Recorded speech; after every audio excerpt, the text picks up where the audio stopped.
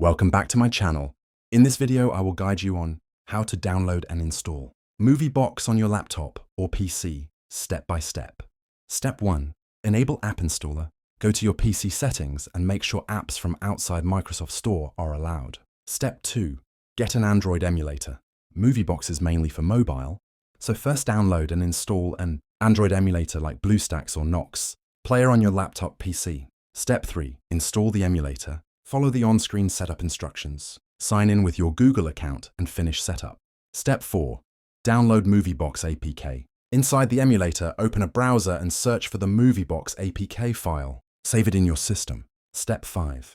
Install APK in emulator. Drag and drop the MovieBox APK into the emulator or use the Install APK option.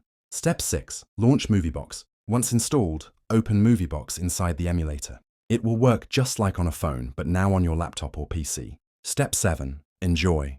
Browse movies, shows, and enjoy streaming directly on your laptop. Done. That's how you can quickly install MovieBox on any laptop or PC step by step.